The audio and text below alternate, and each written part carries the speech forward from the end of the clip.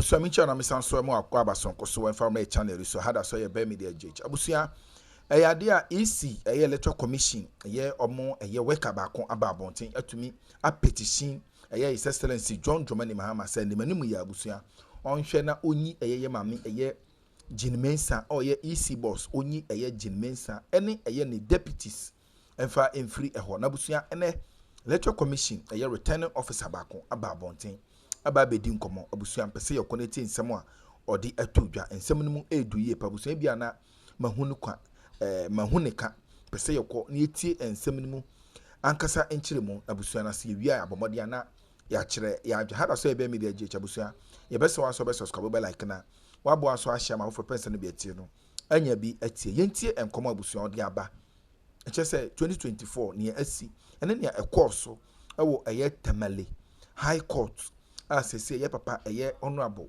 Matthew Yindam abusuan sese ba election ensa so ebe koso ewo pandai na say election na omo cha owi ni ye no allegedly omo say enye genuine abusuan we de yenti nsem no makasa nche bia na mahunka pese ye ko na etie ne ekoso ankasa hada so ebe media je abusuan be so wa say obe subscribe e de ama ye YouTube channel no abusuan bo notification bell no so for more podcast updates. Yeah, that's it. And starting with the current happenings at the Electoral Commission. Enra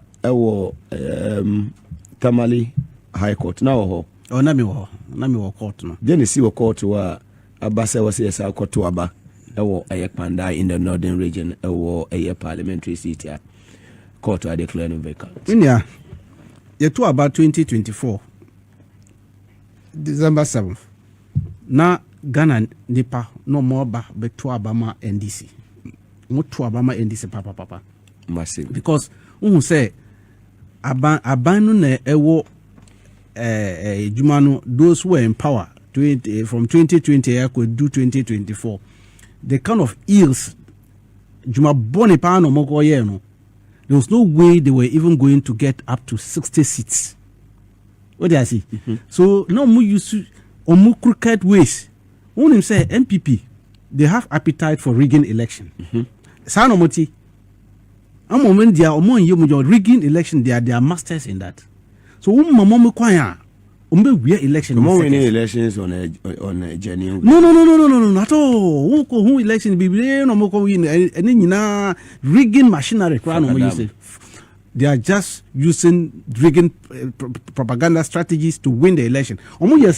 No more electoral officers. Omu konye electoral compromise crooked electoral officers. No more about one. Come on. If you try to raise issues, then they use state security. Oh, say moko kunipa 2020 moko kunipa bebre. Techimansa afedo wo amemfi any oko Savulugo hono Ablekuma Center hono moko kunipa. That is their modus operandi. So almost started the same thing. Foul means. Yeah. Then 2024, Panda hono, eto abano. Ye we are about to no.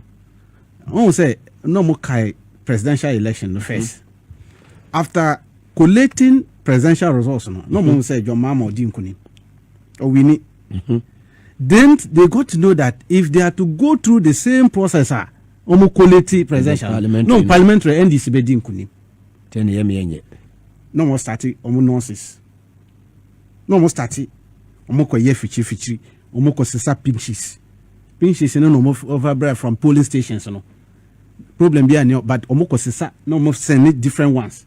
No more babe collate a whole collation center no. Now you raise your objection. Say I didn't know ye na proper. And you proper no more. The right thing must be done. Ya kasa no district officer no any returning officer no mo fine mo nema mo dwane eja ho mo dwane ko Tamale so ye dia na ye candidate ni nyina no mo ni ho only our coalition agent na ewo so you free your candidate say mo bra be hwe de na eko so mo ba na mo ni ho obia ni ho officers no mo nyina dwane ko Tamale mo ko tena Tamale sat down with MPP no more cookie figures. They are masters of that thing. No more cookie figures. When say you call collation center, you will crater menu. first crata no your friend from 1C. From 1C do and then the collation form. And now on the constituency 152 polling stations. Okay. So ufa pinches ni na presiding officer no. Omo ba ho a. Who now your returning officer. Ombefa one by one. Yeah. The mao na ochirogum from 1C no. Figures no. E ko drew 152 no. Now for calculator. Now calculate. Say Mugabe 152. The figure. Talia na center. And Talia. O tali we ni na. Now we say Mugabe nyesi, computer so nyesi. Now ko fa krata bi so on your friend from 1D. And no na we try totals no. Say Mugabe nyesi, computer nyesi, rejected ballots say totals nyesi. Mugabe has won. So you announce the results on the from 1D and no na every summary sheet no. What yeah, I'm getting. So you where just say collation officers no. Omo nyina abegina agents, your friend collation agents. Yeah. We are no more signing. On be signing from 1C no more social signing from 1D no. Now on my agent back now be ma me back To be a benya copy. Obe abenya copy. We pandaya na enyi ho. Wow. So how come ena yenya winner? No na ehia. So mu duru tamale no. You know them because they thought they were going to win the presidential election. Then they will use the same style no more use 2020 no. Wo kasa no mo kunipa. Then you get silence. Then they go and announce themselves. Like what happened in 2020. Also when we have 5 seats. Elections, yeah. Because when they realize that NDC has gotten 142 constituencies, that means NDC would have been majority in the 2020 parliament.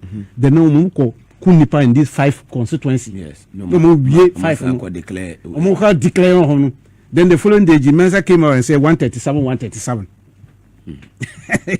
So we strategy no. So 2024 no omo asa yesa. Won say omo ye ebisu wa nsamo adwajiri. Na won say na ebisu wa ankotia. Na omo si omo ye sa tema central. Na omo sa yesa ablekuma. Obuasi ni nyina omo use the same hymn book style no. No omo use. What you say? Anka even do me kwabenya. Do me kwabenya dey need delay. Good. And the same ablekuma north. Yes. Sa plan strategy no more use. As MPP say or womo DNA, they have appetite for rigging. So mu yesa no a na wonye din won fair won nim say omo rigging election no. Okay. So you who sa no na say oh where they yempene. Yempene da because you win Pandara seat no. So na ye candidate no ye Daniel Walker, Honorable Walker. Go. So Okokot January 25th 2025 no court ko file petition election petition against the declaration me who say then minia afenyo market otro krata then otro press statement trying to talk about the ruling enurano. He has no evidence of what happened in court. Mikita we ni nyina court proceedings ni nyina from day one. No mo kwa na omunko. No more. Omu cross examination ni nyina proceedings ni. Look, proceedings ewa ha. Cross examination of A to Z. Respondent. First respondent na ye MPP. Second respondent na electoral commission. Any na mikita. Yes, omo de omo rep ko. Omu omu lawyer kra never avenobo. No more. Ye biso mu ye lawyers ye cross examine also okay, statement on the High Court ruling nullifying the Pandai Constituency parliamentary elections. Well, what you say? She papa no we ne second respondent electoral commission cross examination me kai one line pe na me ko ye lawyer no bisa no question back. Na on say ye near bread. Okay. During the cross examination no. Obisano say see my main kind of pa because MPP woman you correct. Tio. Say Obisano question. I put it to you that the EC cannot collate and declare any parliamentary election except in strict conformity with the provision of CI 127. Answer say, or see, I agree, my lord. won't mean collect resource. Parliamentary election without using CI 127. CI 127 and no say Bible of elections no. Be bia na ebe ye elections no CI 127. Okay. CI 127 no enu na ebe kire say kwan bi na obefa na ko declare results. Okay. Who ko CI 127 na say nipa omohwe. So who was CI 127 na ko be regulation 43 1 A to H. E ho na e kai we ni nyina afanya mo monim. So many propaganda no me. I can't when we control your propaganda piece. Oh, say. So you be someone say, why wouldn't him say, won't mean quality resource without using from 1C any from 1D? No, sir, no correct. Yes. Now who quality tamarino who from 1C? No, Jina or say on Nibi. Then how did you declare the resource? I found you on Nimway. He's aware. They know this. They are doing propaganda. Time na eko court no kata we ni na every court enye say computer na printing na every court proceedings document from January ni na kosi for proceedings no ewa so when you be photocopy ma no mo hwe je cross examine first responder na cross examine second respondent no mean say no mo ka say ye say you ko file 41 polling stations. You see, that's another propaganda no mo kai no. 41 na exhibit na di ma court no. She 41 polling stations we. Eja na unim say polling station we 500 nipa na obeto aba. Utu aba we na okonye 600 people na box no. Wo bepene? Not possible. Enu na ehia no 41 areas no nyina. All the 41 yeah. All nyina that was what 41. They brought 41. That was what they started to do, and we saw it. They say no, where they want me, yes, sir. And I didn't crowd overvoting it also. They are nullifying. And not I can say, not knowing that what they did for the 152, just to make sure that Nindam wins the parliamentary district. No moon smart. So no. So say election there. If you want to rig election, you must be smart. In rigging. But we no man yes smart. Someone yes smart because I didn't know mo kay painting pepe one say we there feel we they are just not intelligent thieves. What you see? So you share we ni na have intelligent thieves. Of course, there are some thieves who are very intelligent. Before you catch them, you have to go and get some biometric they send before whatever. Or lie detectors before you can catch them. So you said you say no. So you court no every time we're going from January, started January na kusi enrano, and they are doing as if the matter just started some 48 hours because we did it on low profile. We know who MPP are and what they can do. We don't want to make noise at all. Talking about it like the other seat. I'll tell you there are some say after Panda we are going for another one again. Yes. Oh, say and me na me can't computer. Oh, you sapphire. Seats be so about 2 of them. You will be call. It's step by step. One by one. Oh, one by one. Some can't choice you be far ablik one off. Yeah. Mekaya. You said it. No Mekaya can can't choice you be call akotia never far. Mofa.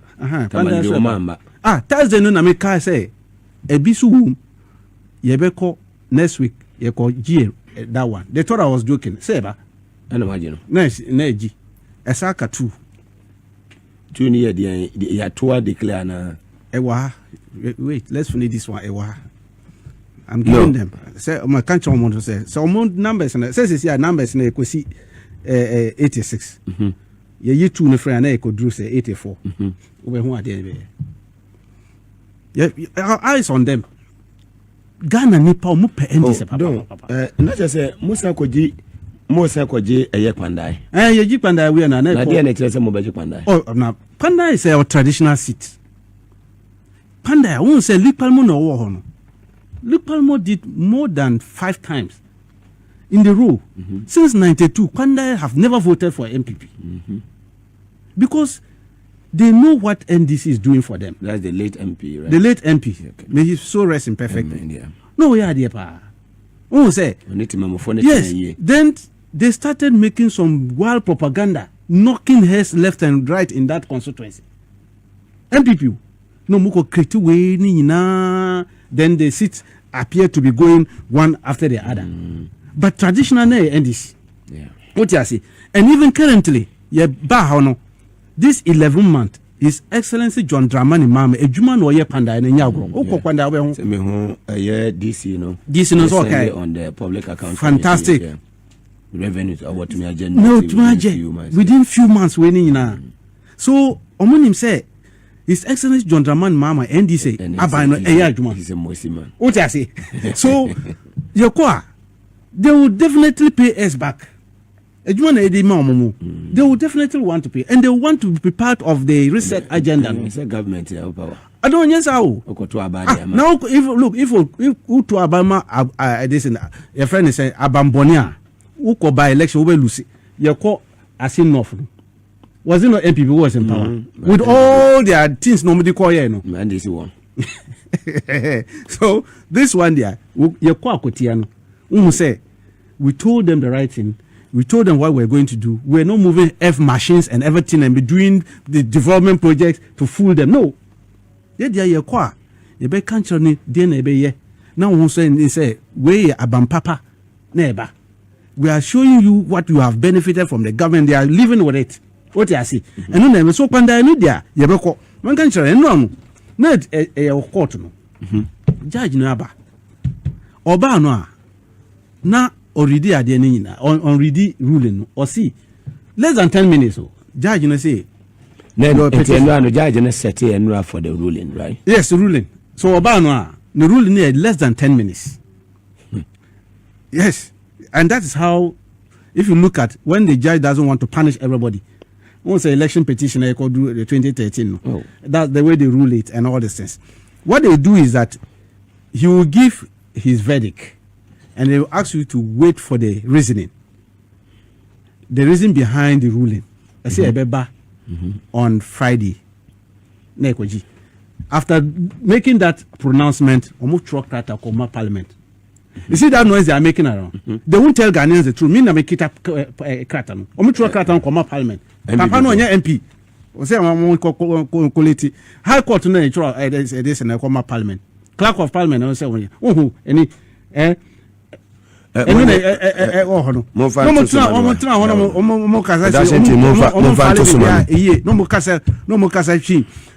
this they are making propaganda all over the place. I don't know. No murule aduano. To go to this Clerk of Parliament say on country electoral commission would declare a seat vacant. Let the codada. A codada MPP or copy. Or copy. Propaganda no muye no. Look, I don't know mukochura say muye motion of stay of execution. It's within their right, but you see, you must tell your people the truth. Omuba court na no muchuro krata gumo pocket. MPP for me. Appeal any stay of execution. Ne one moboto. No moba court. If you know that you were not going to lose, why were you coming with an appeal in your pocket? Someone is on Lucy. Because cross examination in you cross examine na MPP any electoral commission. So the final day of a cross examination. Who read the winning now? Who say enkoye ma omo. Omonim. Me see who read the winning now? Kofi ko read the winning now. Onim say MPP omoni case. Omoni ke omo ye propaganda. Wa won nyina wo ko admit winning nyina. Ne say won ye collation ye. Collation one ye bi. We could not tamale no true figures. Now we declare them say now we no command 3,000 plus so that they will think that the gap is so wide nobody will contest it. That's why I say there are no intelligent thieves. No. Intelligent thieves are how to. Uncle Mukra yes now difference no it say around some 50 votes and 70 votes and 100 votes. Then you say too challenging. The cry is excellent John Dramani cry or winner no difference and drew 100. Then you have beaten our candidate to the tune of 3,000 plus votes. This is they are not intelligent. It's not possible. I don't know. I don't say. Nipa way. Sano mo ya kotia. We are 2,000 votes. So they were using the 2,000 votes and banding around that. Oh, we even beat NDC by 2,000 votes. How can they beat NDC? 2,000. So they will be over. So once they have the appetite of rigging, we also have appetite of catching them. So we are yesu ya catch them. No one say won't me because this time they are eagle eyes. Any body cameras. Papa. Ye nyina ye show mu with eagle eyes. Who be winning a election go and win it with genuineness. Yeah. Make sure that follow the due process. Then we are also telling them, electoral commissioners, officers, no mutina ho, and allow MPP to use them and mess them up like how they mess up this man. They mess him up completely. And we are going to call on the EC not to allow such officers to conduct this by-election. Because